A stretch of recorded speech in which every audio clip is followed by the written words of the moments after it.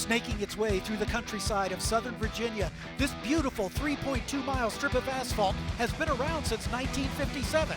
But now, for the second time in 3 years, the Virginia International Raceway is home to the SCCA National Championship Runoffs.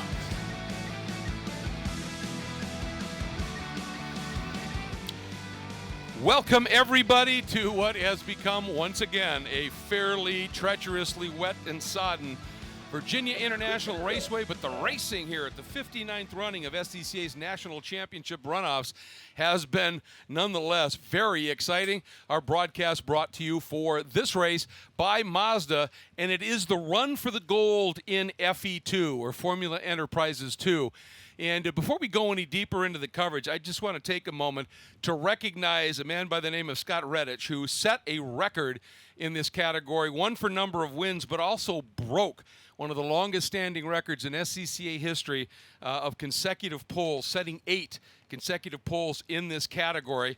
And Scott Redditch, through his team, had done so much to promote this class. It is a class that, as a result, in large part for a lot of work that he had done, is a class that is on the grow, being recognized by a lot of competitors.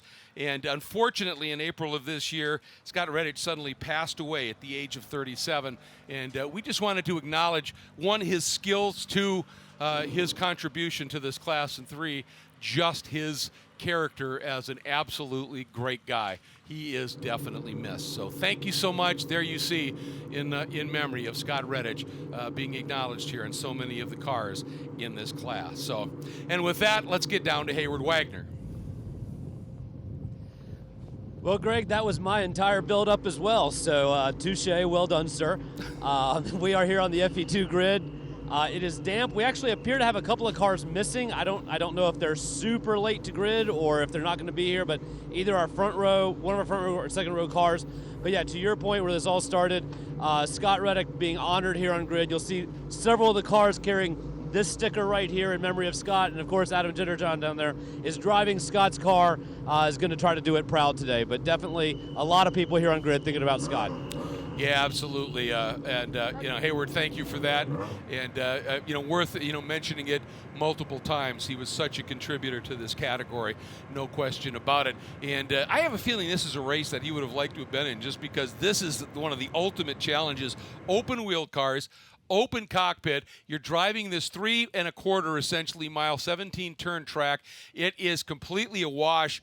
This is going to be a massive test, and Scott absolutely relished that. It's been a lot of fun to watch these open wheel cars, especially on VIR in the wet, which we do have it fully damp and properly wet at this point. We're going to have sector 1 being our slowest speed sector, and a lot of rain line involved here, as there is plenty of options for line working your way through turns 1, 2, 3, 4, and then it becomes to get a little more single file in the lower S's there at 5 and 6 into the upper S's for sector 2. Very high speed. The downforce on these cars may not be super significant, pretty small modest wings on them, but they are enough to make the downforce work through those uphill S's into South Bend, a very risky corner, and then a key exit off turn 12 at Oak Tree. Before we get into sector 3, drafting is absolutely a factor, but even more so today, the spray down that big back straightaway into the roller coaster at turn 14 through Hogpen. It is important to note Hogpen at turn 17 and turn 1 here that we're looking at now have been the highest risk places in the wet so far this event. A lot of drivers are going to need to be careful on these first couple laps. Yeah, absolutely, and those open exposed tires throw up a lot of spray. It's going to be fascinating. Let's take you through the starting lineup. A good field, 25 cars strong.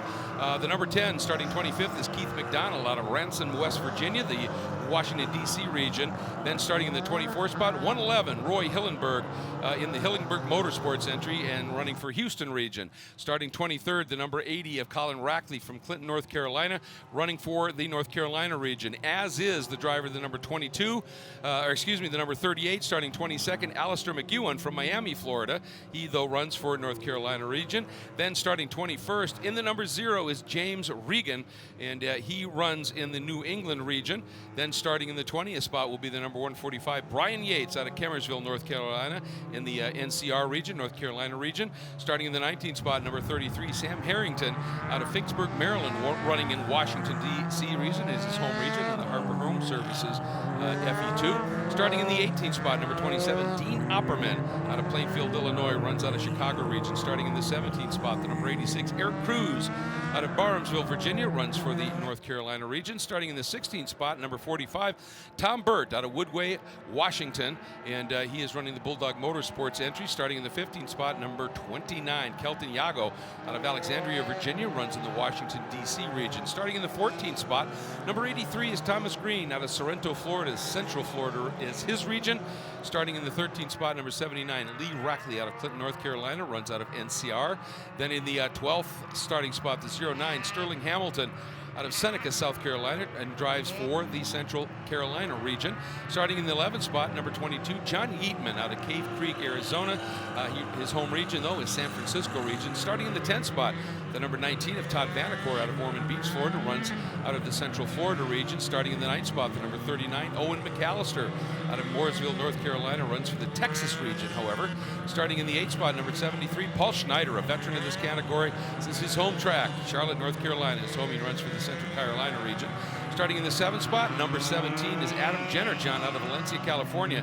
And as we heard, he is running Scott Reddick's car in a bit of an honorary move for the legendary Scott Reddick. Starting in the 6th spot, 08, Whitney Strickland from League City, Texas, running out of the Houston region. Starting in the 5th spot, the 99, Caleb Schrader out of Teagard, Oregon, running out of Oregon region. And then our top 2 rows, starting in the 4th spot, is the 04 of Jason Conzo out of Great River, New York, runs out of the New England region. Starting in the 3rd spot, number 5, Bailey Monette out of Milton, Georgia, runs out of Atlanta region. In your front row, on the outside, the number 62 is TJ Acker out of Saugus, California, and he is obviously a driver with a lot of talent, and looking forward to that. And then on the pole, and it's his first pole ever, the number 32 of Charles Russell Turner out of Montpelier, Virginia, runs out of the Washington, D.C. region, and that is your starting field. They are starting to pair up. Important to point out here, this is one of those what they call a spec category. All these cars are identical with the exception of the setups on the car. Otherwise, everything is the same. And here we go. The Mazda pace car is in. C. Russell Turner and TJ Acker bringing us to the line as we are getting ready to go for the run to the gold in FE2, Formula Enterprises 2, here at VIR for the SCCA National Championship Runoffs. You'll see a green cone. There it is. Now, anywhere in here when the green flag flies, the drivers will unleash. And here we go. We're green. Charles Russell getting a pretty good start there. TJ not able to get much of a jump. But look at the spray. Cars fanning out as much for visibility as anything else here.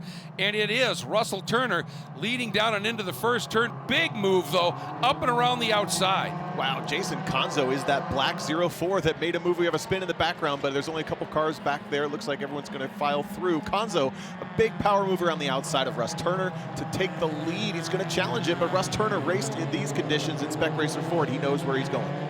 And Turner there had that little bit of a wiggle, and I think that gave Conzo just enough momentum to clear him. And one of the things we've been talking about off air here when we've been watching some of the races is how few guys are running the rain line here. Conzo paid off. He went right to the lead. It does, and the challenge at VIR is there's so many changes in direction, so a rain line is hard to get to, but in those corners where it is, turn 1, turn 3, it is a very useful thing to employ. It looks like TJ Acker continued to drop back to maybe 5th position as Conzo started to check out, and a lot of pressure on the back of Russ Turner from what I think is that Whitney Strickland. I think it is, yeah. And then seeing Paul Schneider was side by side almost all the way through the snake, having a really, really good run. Could not pick out the car that he was there with. Look at this beautiful move. Late move up the inside. Oh, and then a big lurid slide. And that may give Russell Turner the momentum to sneak back around. This is that long launch. Hugely important corner here, isn't it? Getting out of Oak Tree leads onto that longest straight. One of that long straight with absolutely no visibility at this point with the amount of spray. You can see a number of cars as Russ Turner was able to come back after that slide from the 08. And now they're side by side up into the roller coaster. They're going to lock wheels and both go around. They're completely attached to each other and into the tires. Oh, man, yep, and broken, as you would expect for Whitney Strickland. That left side suspension broken, and for TJ Acker, problems for him as well. And neither of those cars are going to go very far, although a nice job here. But let's watch it again, Tomo. Well, the visibility is really tough in these cars. It almost looks like Russ Turner just had no idea that Whitney Strickland had poked back to the inside and challenged him on that braking zone. Whitney Strickland had earned the position alongside that car. Yep. But again, with the spray and with the mirrors in these cars being, well, you see right there, they're real small, smaller than the size of your palm, rattling around in the rain, it's very easy to miss something like that. And it seems like our pole sitter did just that. Yeah, that's really, really frustrating, obviously, and trying to see if he can get going, but neither of them are going to be able to move far. And not unexpected, here comes the double yellow. So let's go back and take a look. And the key move here was Jason Conzo, as we go back from the start. Popped to the outside there, Tomo, and he just made that work. And that's the dry braking zone. Really surprised to see a driver so confident in using that around the outside, but it was so good. Right up against the edge of the track is where the grip is, and then he was able to kind of accomplish an over-under as the 29 car goes around in the background. Rest of the field dodging to the outside, which is where they want to be anyway. Now that car of Jason Conzo to the outside using the painted curbs. This was really scary for both drivers, but he almost grinds like a skateboard down the curb and takes the position. Yeah, I don't think Conzo would have been able to complete that pass were it not for Turner having that car step out for just a second. And then the battling up behind them, Caleb Schrader right there in that 99. And then this aggressive move and got the pass done by the 08. Now, however, then you can see right here, he lit the rears up, and that allowed Turner to come back, and then they just literally locked tires here, and you're not going to get out of that one. Frustration to be sure. And from your pole sitter, on his first pole position, and sadly last year he didn't finish the race either, so he's going to be a bit frustrated. He's one of those drivers that has really embraced this class after having run Spec Racer Ford and its variants for a lot of years. He likes this class, still does SRF3 racing, but he really is I've been enjoying this category. Brought home a podium a couple of days ago in these very similar conditions as we mentioned, so he was going to be one of our favorites to watch because he just kind of knew where the grip was going to be. But so far, Jason Conzo, and up until that incident, Whitney Strickland had really shown they were ready to race. Going back to Russ Turner, though, having already picked up that podium, again, you said it's kind of tough to watch that happen. Yeah, it surely is. And you know what? Sports Car Magazine picked Turner to win. Well, he's out. Their second pick, Bailey Monette. And Bailey right now is running in the second spot to Jason Conzo. So as we are under a full course caution, we're going to step away for just a moment as we have a good look there at Bailey. And we're going to thank some of the sponsors and wonderful partners that help make this coverage possible.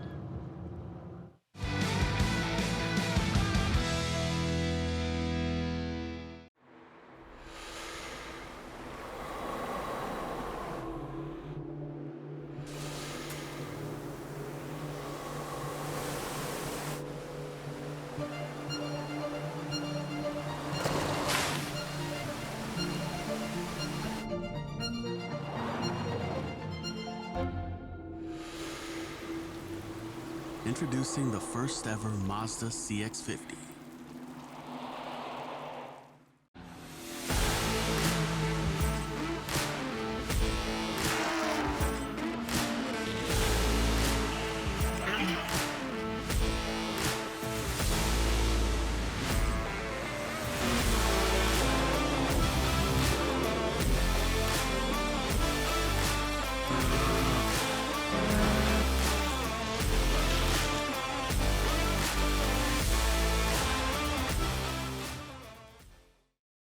Focus, guys. We're in a race to the finish, okay?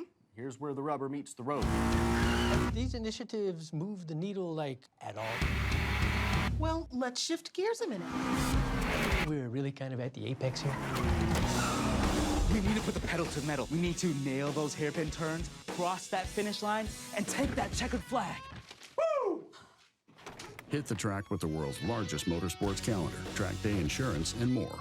Haggerty. Let's drive together. Why race? Because it's in our blood. A love of driving that pushes us as hard on the road as it does on the track. It's why we reinvented the Roadster and put a piece of it into every car we make. It's why we refine, rethink, and refine again. And it's why we'll always engineer to your heart's BPM, not simply an engine's RPM. Why race? Why indeed? We continue under full course caution here at VIRginia International Raceway in this run to the gold in the Formula Enterprises 2 category at the 59th running of SCCA's National Championship Runoffs. Our coverage brought to you by Mazda, and our top second and third essentially at the time had a coming together heading into the roller coaster, and had some contact and then got into the barriers, and that's affected a little bit of cleanup here, so we continue under full course caution. Hopefully we'll be able to get back and get racing here. These races are scheduled for 15 laps or 40 minutes, so there is a time limit. We'll see what happens. These are fairly quick cars. They get around here well, and if we get back to going, we might still be able to get that full 15 laps in. But at this stage, everybody's just sort of trundling around. This is an opportunity, if you have to be under full course caution, I would think, Tomo, explore different spots on that track, see where there might be a little grip, because, you know, with these cars, if you can surprise somebody and come up somewhere where they just didn't have any idea there might be some grip, that could pay big dividends. Hugely valuable reconnaissance for sure, and also getting some tire heat. These are a spec tire and also on a spec car, so if you can kind of accelerate, brake, weave around mostly that acceleration and braking, trying to force some heat from the brakes out through the wheel and tire, that could give you an advantage going to that green flag, as basically everyone is dealing with the same conditions. But if you're doing your research, doing that homework, then when the test comes, you know what you need to do. Exactly. And, you know, one of the real shames here is this is an absolutely stunning place. When you see it on a beautiful fall afternoon or a fall morning, it just makes you smile when you walk into this place. And obviously, we've got a rainy day here, one of many we've been experiencing here as the remnants of Hurricane Ian are around. But even in these conditions, it doesn't take away. The track is phenomenal. And we've talked about the treacherous spots on the track. But no matter where we are, when it's raining, there are going to be treacherous spots. So it's not like we're singling anything out here. This track itself is absolutely phenomenal. It is, and what I like to say is there's actually twice as many racetracks in the world as everyone lists. It's just only some of them pop up, only half of them pop up when it rains. And getting to drive these racetracks in the rain is a really special thing. So if you can kind of put that lens on instead of get nervous or get scared of the rain, and you can be confident, like we saw, Jason Conzo went out there, went swinging from fourth to first. He looked confident. We're looking at Bailey Monette sitting in second, had slipped back quite a bit. Not so much confidence out of the number 5 car right off, but a couple of laps of recon coming to the green flag might help. Absolutely, and that is about to happen. We are about to go green, and this is just a great place and a great challenge in the dry, a greater challenge in the wet. Real drivers relish that, and we are about to see a group of them heading down into turn 1 once again in anger as the Mazda, the official pace car here for this running of the runoffs, makes its way into pit lane. And leading him up, Jason Conzo, who had a brilliant start to the race. See if he can do it again on the restart, but Bailey Monette is ready. Right there is Bailey. And now the green flag flies. We're back to racing here at VIR. And Conzo really did a nice job again. Brought him up slow, timed it, and Bailey just had no opportunity to really go with him. Now we'll see if Bailey's going to try anything a little bit extra aggressive. Not there, but that battle for third, side by side. 17 is Adam Jennerjohn. I think that's TJ Acker. Is that Adam going around? It is. Oh, no. He was making a good move up the inside, but on the dry line, there's not a lot of grip to put that power down. Also keep an eye out for the blue and orange of Paul Schrader moving up from 8th to 4th on the first lap. This incident will put him up to 4th. It didn't have the qualifying week that he wanted, but that's a big move for a driver that's certainly a factor. And now Bailey Monette is looking much more comfortable. Very much so, and you're right about Paul Schrader. As I said, this is home track, and Paul, the last time they ran here, he didn't have a great race, and he said it's really frustrating because I always run well here, but then the runoffs show up and I struggle. And he said it's just not right. So we'll see. Maybe they call rain the great equalizer. Whatever he was fighting, maybe he can drive through it and overcome it here in the rain. But we have another full course yellow, and that is because Jennerjohn high-sided, trying to get back on track. You can see that left front tire up in the air. These cars run so close down to the track, and he just tried. And normally, if it would have been dry, he could have probably just popped right over that, but he can't get any grip in those rear tires. High sides, and it just sits there. Meanwhile, Eric Cruz had a quick little spin as well. Looked like over exiting 5 5A as they start to make their way into the snake. He's continued, but they're going to have to get the yellow out one more time. And it's going to be a quick cleanup for Adam here, just getting him leveled out. Should be able to drive away. Yeah, the hand movements just say, hey, just push me, just push me. And we have a couple of safety cars dispatched around the circuit here, so they're actually going to pick up the pace car here at the South Paddock pit lane, which means only, hopefully, one lap under this full course caution. Take a look back at that restart and take a look at Paul Schneider. I think that's a car to watch. Again, the blue and orange car. He gets very racy on the back of Adam Jennerjohn right here. Looks to the inside, comes down. Adam covers it a little bit, but for Adam, he got pinched just a little bit here. Goes to the throttle, right there, it just snaps. There's nothing he can do about it. And for Schneider, he could have easily got collected there, couldn't he? Definitely could have, and actually this was potentially escapable for the 17. Looks like he actually got some power down, but then just got stuck. It's a quick pull out, and he will maybe not lose a lap. Can he join the back? Boy, that would be phenomenal if he can get going here quick enough. And if it's running, there he goes. He just accelerates away. And he might have got away with it. He may not have gone down a lap. He'll be at the very back of the pack. But we've seen some pretty good speed out of Mr. Jennerjohn here. And so hopefully he'll be able to bring that back, back up once again. As it looks like they just couldn't get that cleanup. There's a certain commitment point, and obviously they got him moving, but the wreckers were still on track. And at that point, they just had to say, "Nah, we've got to stay yellow one more lap here." So, but the laps count. The clock continues to tick. So right now, it's Jason Conzo leading, Bailey Monette second, TJ Acker in third. Paul Schneider will be up into fourth, and Caleb Schrader will find himself in the fifth spot here. And we would certainly expect to see Adam Jennerjohn falling down the order just a little bit. But we get to go through the routine once again here. We sure do. And Caleb Schrader was also looking really racy there in the number 99 car. That's the red, white, and black car in fifth. But there's something kind of poetic about having a shark livery on our leader's car, huh? Yeah, in this weather, it absolutely is. And Jason has been driving it like he's in full attack and chow mode here, really putting down some laps when we've had those brief spurts of green here. And Bailey Monette, will be interesting to see what that car in those hands is going to be capable of here, because there's certainly pace there, no question. One of the most fun races to watch from last year's championships at Indianapolis, and Monette appearing on the cover of Sports Car Magazine around that time as well.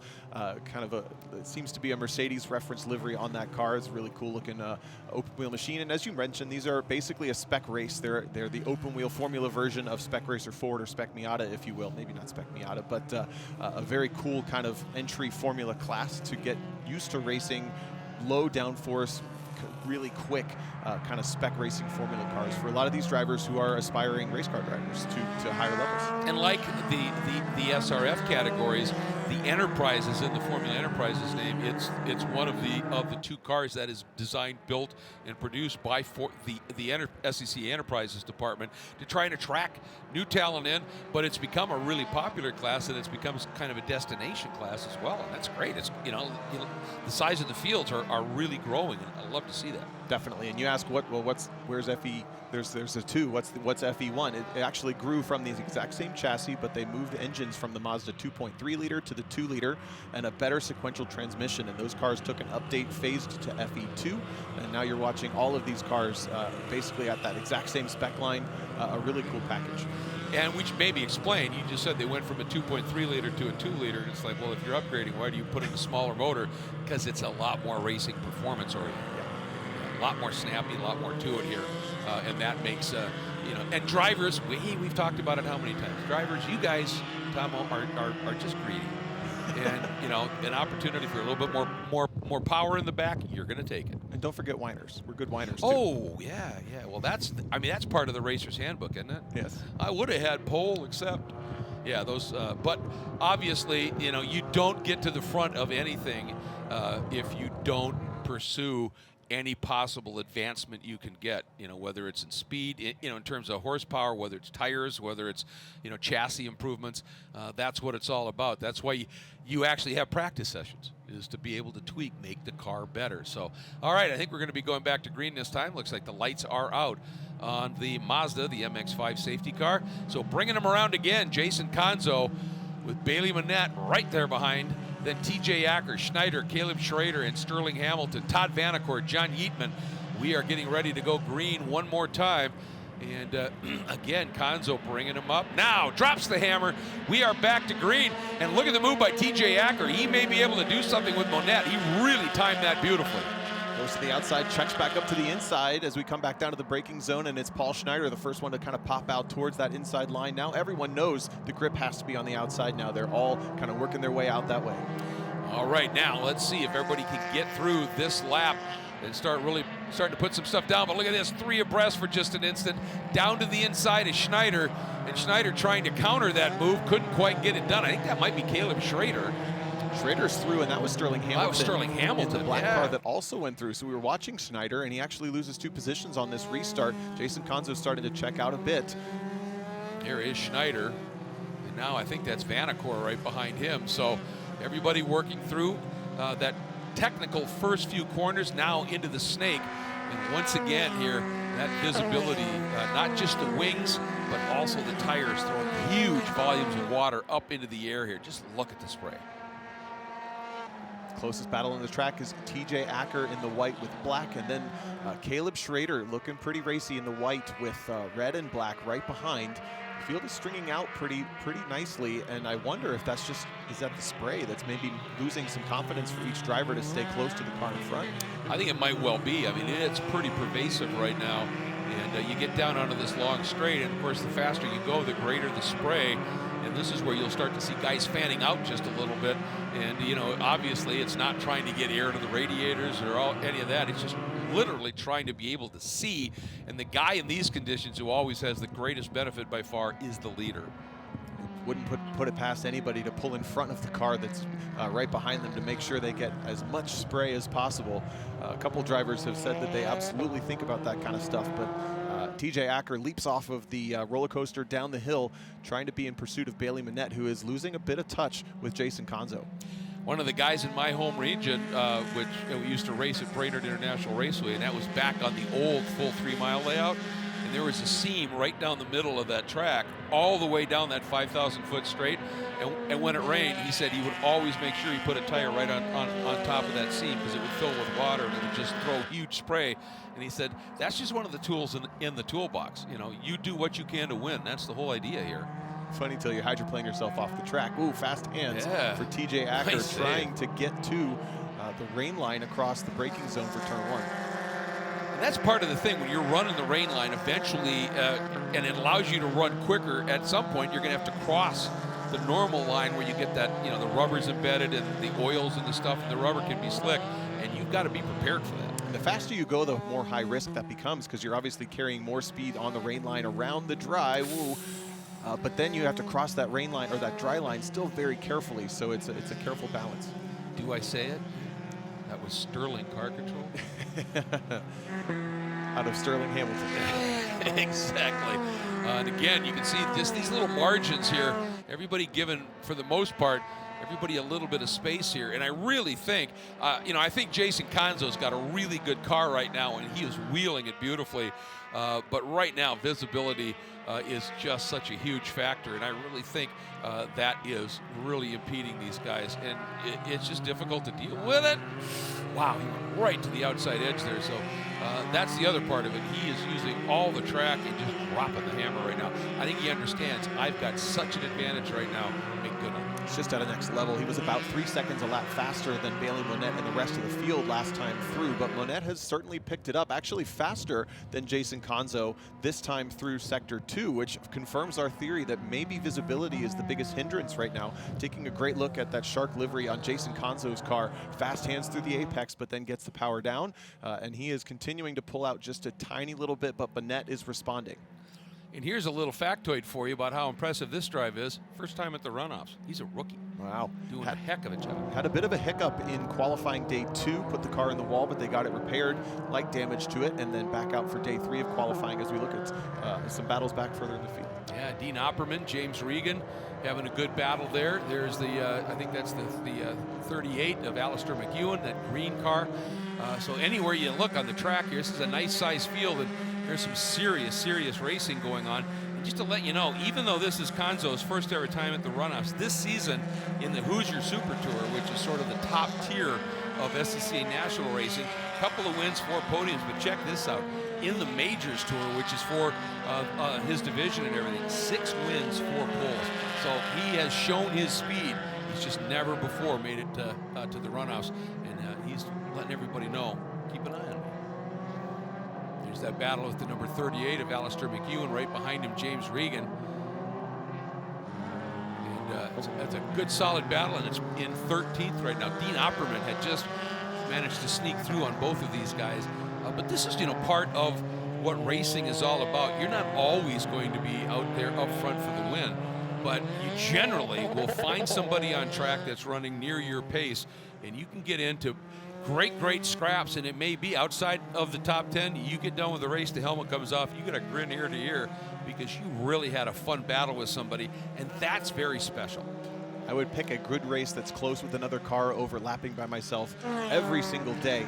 And I have to wonder, Alistair McEwen flying the Scottish flag on the side of this car. This is looking fairly Scottish in weather out here. He's doing a good job holding off James Regan up the uphill S's. Alistair in the green car and James Regan right behind in the red, applying the pressure. Yeah, he really is, and you're right. This is British Isles and especially Scottish weather to a T. And look, coming up behind here, there's McEwen Regan, and that's the recovering Adam Jennerjohn, and he is putting it in drive. And he matched almost all the leaders' lap times last time through at a 2:16 flat. The only couple of cars that are quicker are the top 4, running a 2:14 last time through. But Adam Jennerjohn doing that passing cars. That is one of the fastest cars on track. That is impressive, no question about that. And he has now cracked the top 15 with that recovery, as we're watching Sam Harrington and Lee Rackley having a nice little scrap here for the 9th spot. And you can see Rackley, that green sort of red and white machine, and the all black car right up in front of him of Sam Harrington, battle for 9th and 10th. Harrington with a little wiggle at the apex of the top of roller coaster, but makes it down the hill. Starts to pull down the front straightaway, but Rackley is very much close. And again, these cars do have enough aero for drafting to take effect, but I think you'd rather be out of the spray. Pulls out a little bit wide. Yeah, it's kind of, we've been talking about risk versus reward this entire event because of the weather we've been dealing with. And at a certain point, the reward, yeah, that might be getting into the draft to be, getting a nice tow. But when you're doing it completely blind, that may be just a little bit too much risk. So you use it till you can't handle it anymore, and then you shift out, just get kind of a read on what's happening, and hope you're in a position to make a pass.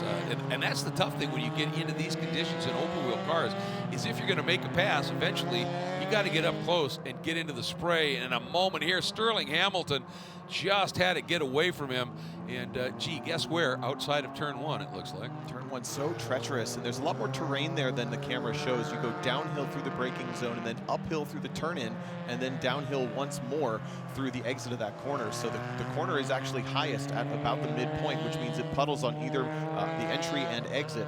And it looks like the entry has definitely been kind of the bugaboo for most classes, most drivers who have that catch them out. So what you're saying is this track not only has pretty good elevation change, it also has texture. Texture is big, yep, absolutely, especially in conditions like these. Got to look out for those little puddles. They can catch you out. We were seeing a lot of hydroplaning issues, in fact, in weather not too much worse than this. In some of the other races, we'll have to keep an eye out for that. Absolutely, and here's Monette and TJ Acker, and that margin is just 3, 4, 5 car lengths as they're working their way down. And these guys are, obviously this is 2nd and 3rd. That is the silver and bronze medals here. And Bailey being out in front of TJ Acker. TJ can reference off of Bailey here a bit. And, at that point you can go, all right, well, they're braking right there. I can maybe go just a little bit deeper. Their car looks pretty stable. And that can be, you can use that as a reference tool, can't you? Yeah, it's a great spot to be when you have that maybe 10 car length buffer to the car in front. So if they make the mistake, you have time to regain the control that you maybe were following them. But if they are just kind of showing you where the grip is, it's great. Whoa, who was that off? Was it the leader? That's Conzo. That sure looks like Conzo. See if we can pick him up in front of these 2 cars. Yeah. I think our leader, yeah, there he is. He has slipped back now into 3rd, so Conzo running it wide. Wow, and he was going faster and faster. It was actually almost 3 seconds a lap faster than the next car on track last time through, but the risk versus reward does not pay off. A lot of mud on the belly of that shark, and he's going to start to run down TJ Acker now with a lot of pressure behind. Yeah, and the question is when you have an off like that, you know, does that sap your confidence a little bit, or do you just say, all right, I made a mistake, but I know I'm quick. I've just got to rein that in just that little bit, and I got to get right back into attack mode right now, and we'll see what he could do. So right now it's Monette, TJ Acker, and the race-long leader, Jason Conzo. That's your medal positions right there. The mentality you want is to forget and just move on. He knows exactly where the limit was when he was doing 2:13s, and now he knows, okay, I don't need to do 2:12s. I can still win this race running those 2:13s. So now he knows the line. The other guys haven't found the line yet, so now Bailey Monette finds himself in the risky position of teaching everyone else behind what's going on. And when you're leading, yeah, I mean, you're the first one to arrive at the corner, and you know, is there a puddle that's formed that wasn't there before? All kinds of things you're going to be thinking about here. And look at Conzo. This is the first time that he's had to deal with bad visibility, and he is staying way wide of TJ Acker in a lot of spots here. He's just not had to deal with it, and it's probably coming as a bit of a shock to him. Probably, and it's actively raining still. I mean, the rain is coming down pretty good. It's a light droplets, but it is kind of sleeting that rain down on the surface. It's probably deteriorating the track conditions pretty significantly since we started this race about 27 minutes ago. So it's a bit of a mystery, changing conditions every single time you go into the same corner every 3.5 miles or so. Absolutely, and not too far behind Conzo here is Caleb Schrader. He is putting in a good one. Then there's a big gap back to Paul Schneider. So right now, it's the lead four are off in their own little world right now. It's these guys that might be settling it. There is a look at Caleb Schrader, and he has just driven a really consistent, smooth, mistake-free run thus far, and it's literally brought him right up onto the back of this lead trio. It has. He's had a little more up and down race than the grid to current running order would say. Started 5th. Only running 4th right now, but he's certainly been a big factor in the top 5 battle for this entire race. Conzo seems to still be obviously the fastest car. He knows he has turned the fastest laps, but he can't figure out what to do with it quite yet. Well, and just to give everybody a little perspective, we had talked about Conzo had turned to 2:12, and you fight for a 1/10 of a second on the track like mad, right? Mm-hmm. That one off, that lap, he turned to 2:22. That was 10 seconds. He lost right there alone, and that's where mistakes can be so costly when you're fighting for tenths and hundredths on the track. Something like that, it can really be gut-wrenching. And like you said, you've just got to just put that aside.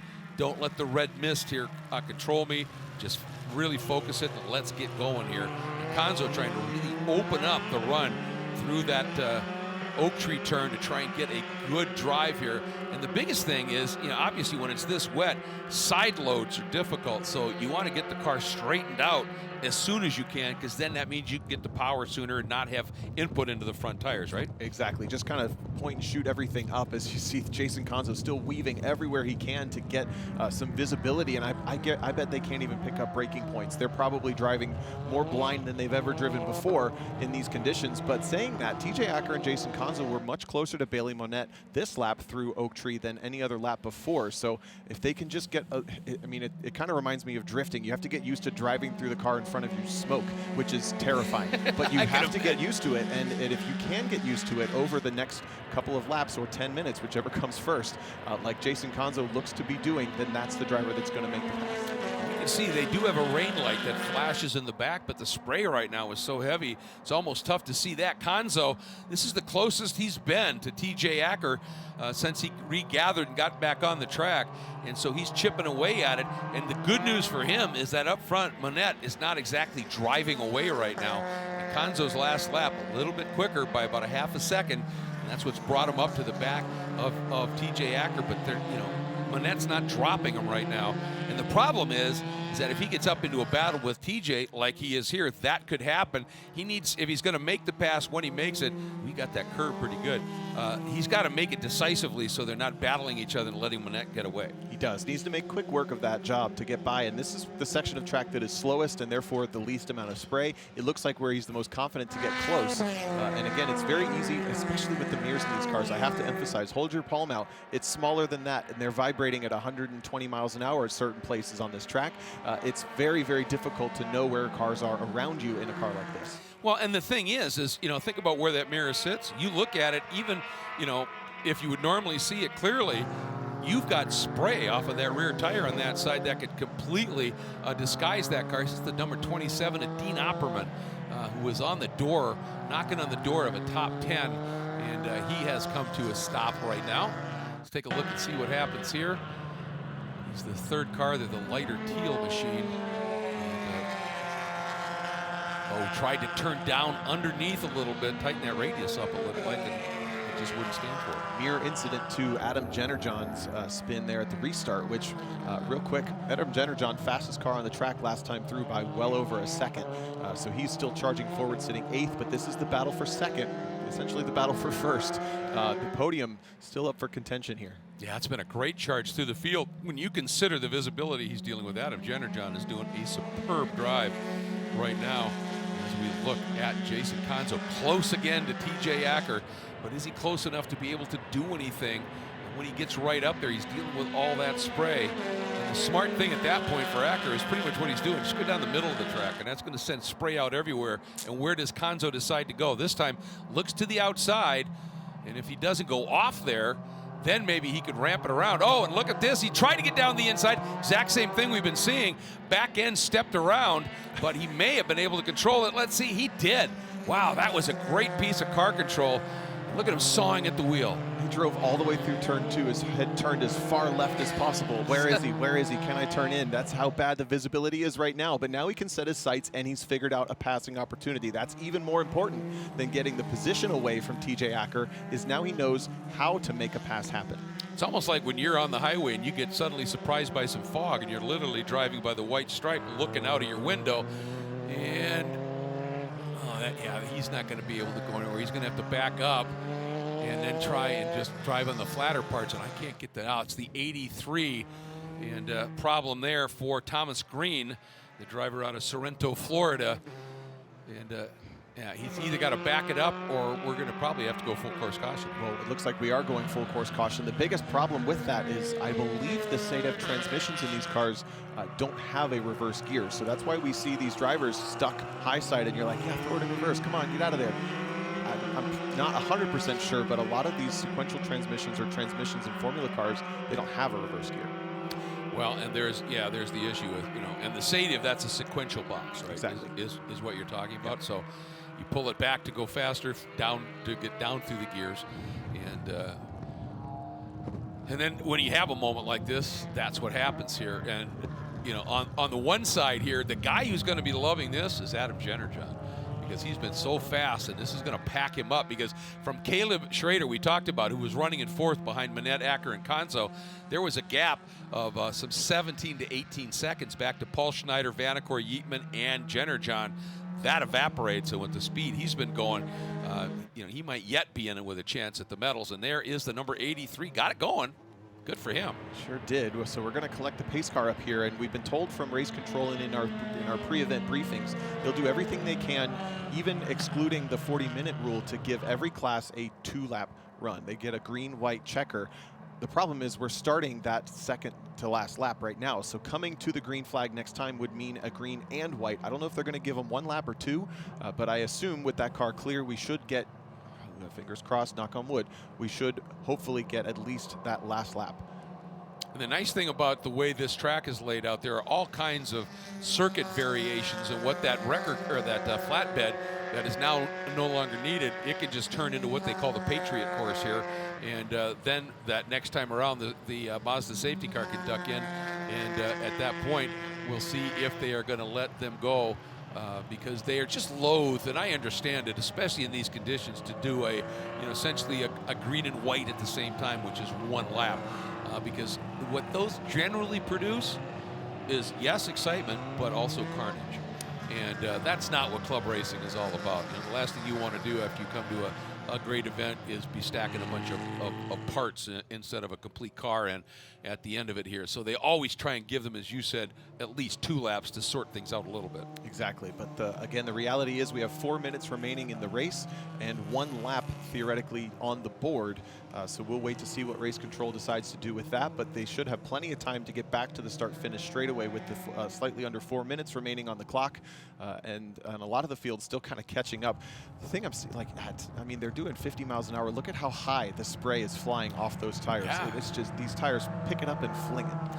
They do, and then, that's at 50 miles an hour, and like Todd Vanacore, he's had the fastest trap speed I've seen thus far at about 128, and so just imagine that's so multiplied when you're at speed like that. Here comes the rest of the field starting to catch up here, but when we go back to green, obviously we're going to be looking at this front group, but the car that sits 8th, or now 7th in line, is the guy that we're gonna want to have our eyes on, and I see Jason Conzo shows now that he's in 2nd, and the question is, did he get by before that caution came out? Oh, I think he did. We saw that really awesome move where it was basically a kind of over-under through.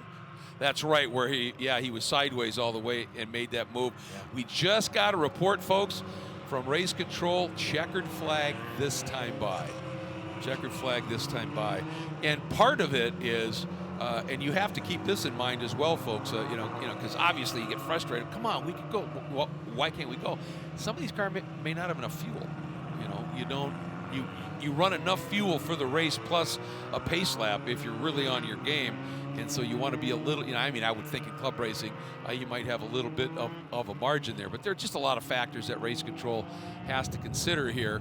And, safety is always paramount, but then fairness and equity also comes into it as well. So it looks as though Bailey Monette, picked by Sports Car to be 2nd here, is going to come home with a trophy, and it's going to be the gold. Best previous finish last year in this class at Indianapolis, 4th.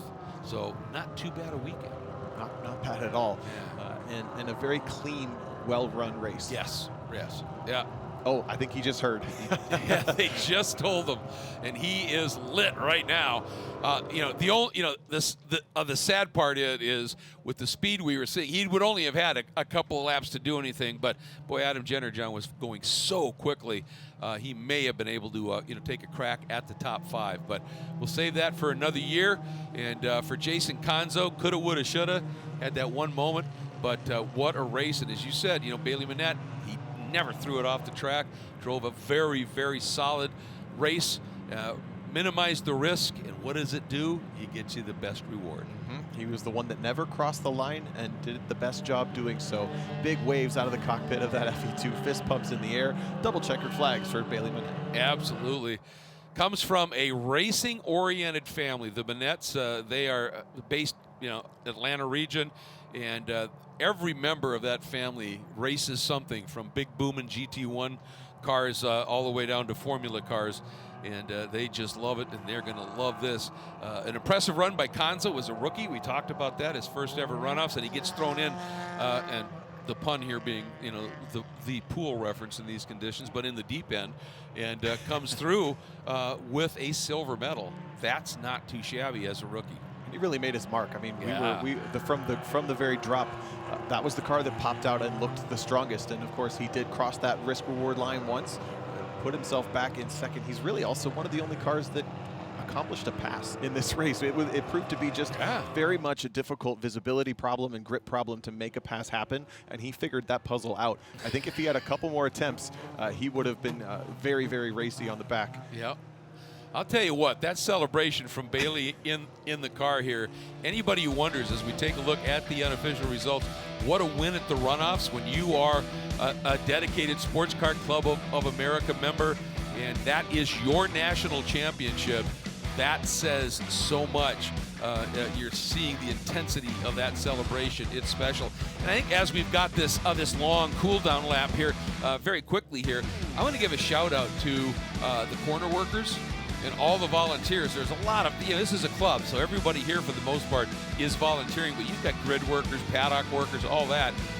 But also those corner workers out in harm's way, out in the elements all day long, in a hurricane on Friday, in cool temperatures yesterday, and now cool and wet today. Just kudos to all of them, no question about it. Let's take a look at some highlights. And there you go. It is Russell Turner at the blue car up front, and there's Conzo coming from 4th, ramping around the outside, almost getting it done there, and then completing it, goes to the lead. There was that spin by Adam Jennerjohn, and now that made Adam now in full pursuit mode. And then this moment here, as Russell Turner And the 08, that was a car that was also in good form. Whitney Strickland get caught up and end up in the barriers after they lock wheels. And some great racing in multiple places around this track. And here comes Conzo once again on TJ Acker.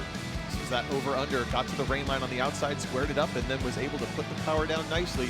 Looking left, looking left, looking left. Okay, I'm clear. Gonna shut the door. Yeah, you have to have a little bit of an eyeball on what's unfolding here. And that put him up into that second spot. And then the issue for the number 83, having a moment there, Thomas Green did clear himself fairly quickly, but the caution still had to come out, and they finished under the full course caution. Bailey Monette getting the gold. Jason Conzo, after a stunning drive, ends up in second. And TJ Acker, who's a driver who's been running an SCCA competition at the runoffs for a long time, lots of experience. This is TJ's 15th start and brings it home in these conditions with a very solid third.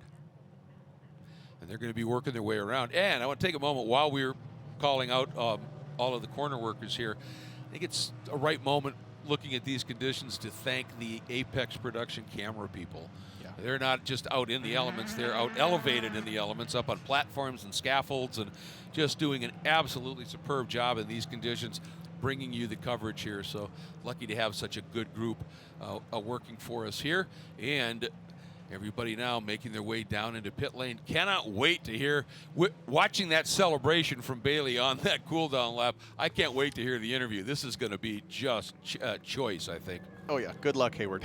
Yeah. But to your point, I think it's so cool to have this TV package, because this happens at so many racetracks across the country almost every weekend, and to showcase it at the biggest one is really spectacular. Here we go. Yeah, look at this. Look at this. Oh, man, I love seeing this is what SCCA Club Racing is all about. You know what this is? Fun with cars, baby. Oh, yeah. Right there. That is fun with cars. Look at that. Just going crazy here. Oh, man, you got to love that. Celebrations coming from, and this is the other part of it. Celebrations coming from the guy that he just beat. You know, that says so much. Let's get down to Hayward here, as Hayward's just sort of eavesdropping on one hell of a celebration there, Hayward. Bailey's doing his best to get, the hardest thing you've had to do all day is get this helmet off. The first thing I had to do was congratulate these guys. Absolutely, SCCA, confident in everybody. To stand out in this rain and be in this weather and still do it unconditionally and to succeed is insane. We came with the goal to win the runoffs this year. Last year you came to the runoffs with all the pressure, the cover of Sports Car, the pick, all of that. How was this year different for you? Well, first of all, that was probably the toughest race I've ever been in. I mean, the conditions were treacherous, but I mean, we left Indy last year with a goal to come back even harder this year. And man, has it fallen together. Man, I tell you what, we did it. And you are a part of a huge SCCA family, a lot of support. What does that mean to this family? What does it mean to your family to do this? Honestly, my mom and my dad are my biggest supporters. They told me they were going to watch. They never miss a race. And to you, thank you. I love you guys. But it's huge. I mean, this is not a cheap ordeal. But he believes, they both love, and they both support, and it came together. Huge congratulations to you. You get to take one more lap on this track, this time with a checkered flag. I'm not going to turn that down. As wet and as drenched as he is, you don't miss this lap of honor when you win gold at the runoffs. And Mom and Dad, I bet you are as proud as can be right now. That was one absolutely solid drive. And a 2-year story. I mean, it doesn't often get to expand past this week or this season, and to have that through line even through last year is so cool. Yep, and and I'll tell you what, to do it in these conditions on a track of this reputation and magnitude, it's going to sink in even more. And you just beat the best in FE2, and you did it in these conditions. That's pretty special. Hayward. Bronze finisher here. You had the lead. There was a little mistake. How motivated were you coming back onto the track? Oh, well, we saw forever. I mean, people were going off into the grass, and the only thing me and my dad were talking about, just keep the thing going. Whatever happened, just keep the throttle on, keep it going through the grass, and just decided to stay calm, and that's what helped me get past TJ. So, Silver, you're chasing down Bailey. The double yellows come out, and you had a couple more laps to get over there, but still, your instinct was, I'm going to go congratulate him. Talk to me about that. Oh, yeah, I mean, Bailey's been huge. I mean, obviously, it's my first year in the car, so it's a bit new. I was that new kid on the block. So Bailey was huge and helped me take me under his wing, showing me everyone. Yeah, he gave me a little secret, but it's not enough, I guess. Well, congratulations on the silver. Runoffs podium is always a huge accomplishment. We're going to get TJ. We're going to get TJ, our third place finisher. Jason getting some hugs over the car. TJ, you're running with these kids. You're holding your own. How's it feel to be on the podium? Not too bad for an old man, especially from the West Coast, and we don't get to drive in this kind of stuff very often. Hardly ever at all, so it feels good. The guys in the booth were talking about the visibility. How hard was it to see when you were following somebody? Extremely, and then the visor just kept getting a little more foggy each lap, and then when we were green for however many laps it was and you couldn't open it to clear it just before that full course caution, I was practically blind, and I even radioed in and said, I can't see anything. There's a blind squirrel nut analogy here. I'm not sure exactly how it works, but it's a bronze medal for you, sir. Congratulations. Thank you very much. Yes, indeed. Yeah, and that visibility, absolutely atrocious to be sure. And these guys, once again, you had to survive it first of all, then go racing. And I think we're going to see a lot from Jason Conzo in the future. He just really showed us something, didn't he? Yeah, I like that. He gave me some secrets, but I guess not all of them. Yeah. But I didn't even think about that. Think about getting heavy breathing in the car, fogging up your windshield. I mean, these guys all just put on a show. Yeah, they sure did. And as Bailey Monette enjoys that special lap of honor, sans helmet, man, he's just letting the rain pound down right now, having as much fun as he can. Look at that. I love to see it. Fantastic. That's going to wrap up our coverage of FE2, Formula Enterprises 2, here at the 59th running of the SCCA National Championship Runoffs. Thanks so much for joining us here. I'm Greg Creamer, and for Tom O'Gorman and Hayward Wagner down in the pits. It's been a treat having you join us here for the coverage of this very difficult race, and what a great one it was. More to come here at the Runoffs. We look forward to seeing you again somewhere, and until then, take care, everybody.